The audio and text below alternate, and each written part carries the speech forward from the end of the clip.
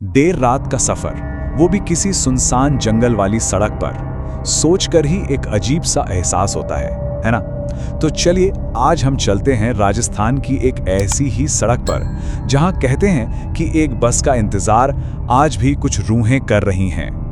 बस एक लाइन, लेकिन इसी एक लाइन में छिपा है इस कहानी का सारा खौफ। ये कोई मजाक नहीं, कोई चेतावनी नहीं, कहते हैं ये उस जगह की सच्चाई है।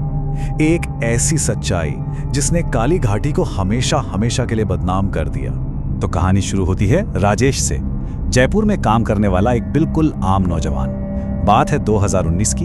एक रात उसे किसी जरूरी काम से अचानक अपने गांव निकलना पड़ा। उसे जरा भी अंदाजा नहीं था कि यह मामूली सा सफर उसकी जिंदगी का आखिरी सफर बनने वाला है। तो बस चल पड़ी, लेकिन जैसा कि अक्सर होता है, बस लेट थी।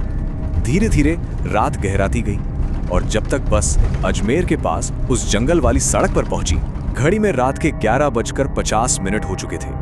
चारों तरफ घना अंधेरा और सन्नाटा।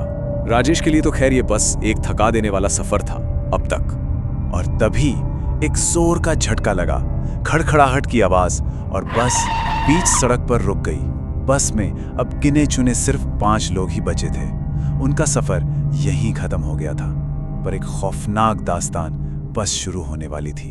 ड्राइवर ने कहा, भाई बस खराब हो गई है, उतरना पड़ेगा। पास में ही बस स्टॉप है, वहां इंतजार करो, कोई और बस आ जाएगी। और वो जगह, उस जगह का नाम था काली घाटी। एक वीरान टूटा फूटा सा बस स्टॉप जहां से असली खौफ की इबारत लिखी जानी थी। अब जरा वक्त पर गौर कीजिए। 11:50 पर बस खराब हुई।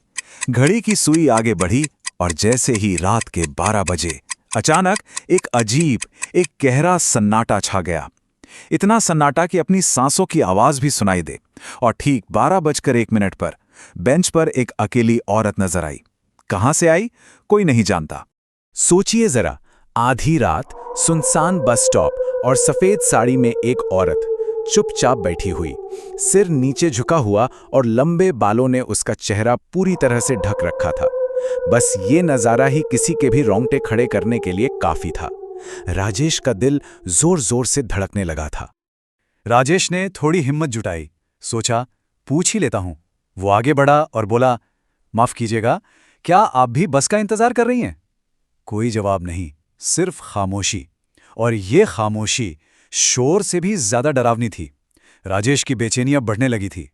और फिर उस औरत ने बहुत धीरे धीरे अपना सिर ऊपर उठाया। बस वो एक पल ऐसा लगा जैसे वक्त रुक गया हो। राजेश की सांसें अटक गईं कि अब क्या दिखने वाला है। जो चेहरा सामने आया वो किसी इंसान का था ही नहीं। चेहरा पूरी तरह से जला हुआ था। आंखों की जगह सिर्फ 2 काले गड्ढे। और तभी हवा में जले हुए मांस की एक तेज गंध फैल गई।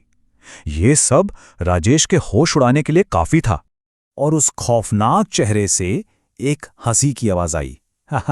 ये कोई इंसानी हंसी नहीं थी। ये एक ऐसी आवाज थी जो कानों से होकर सीधे रूह में उतर जाए। राजेश पूरी तरह डरकर लड़खड़ाता हुआ पीछे हटा। और जैसे ही उसने पीछे मुड़कर देखा, उसके पैरों तले जमीन खिसक गई। सड़क बिल्कुल खाली थी। वो बस, वो ड्राइवर, बाकी के यात्री, कोई नहीं था। सब गायब हो चुके थे। अब वहां सिर्फ राजेश था और वो।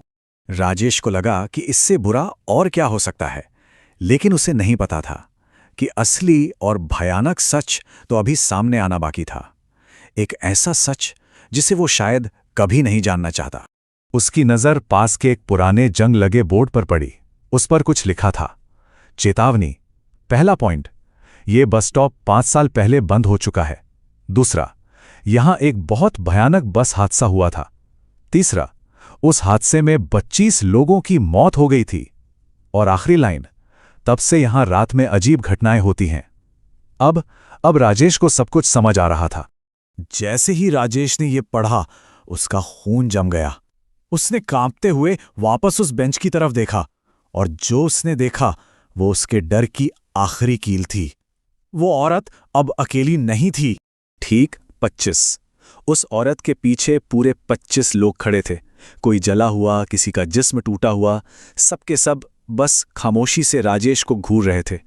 वो उस हादसे के 25 शिकार थे और आज वो सब वहीं मौजूद थे। और तभी अंधेरे को चीरती हुई वो आई जिसका इंतजार वो 25 रूहें कर रही थीं, उनकी अंतिम मंजिल प्रेत बस। अंधेरे में से एक बस धीरे धीरे बाहर निकली, लेकिन ये कोई आम बस नहीं थी।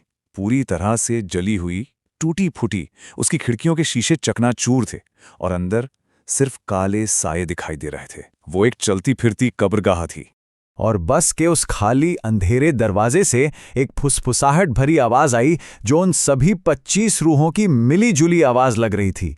आ जाओ हमारे साथ। राजेश की हिम्मत अब जवाब दे चुकी थी। उसने अपनी पूरी ताकत लगाकर भागने के लिए पलटा, लेकिन जैसे ही वो भागा, एक ठंडे जले हुए हाथ ने उसकी बांह कसकर पकड़ ली। ये वही औरत थी। उसने राजेश की आंखों में देखते हुए कहा, हम सब बस का ही इंतजार कर रहे थे, अब तुम भी हमारे साथ चलोगे।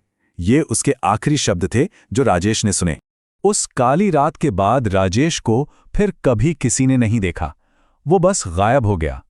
लेकिन काली घाटी की वो पुरानी कहानी अब बदल चुकी थी। उस किंवदंती में एक नया नाम, एक नया चेहरा जुड़ गया था। आज भी वहां के लोग कहते हैं कि आधी रात के बाद उस वीरान बस स्टॉप पर एक आदमी खड़ा इंतजार करता है। वही आदमी जो कभी उस बस से उतरकर वहां फंस गया था।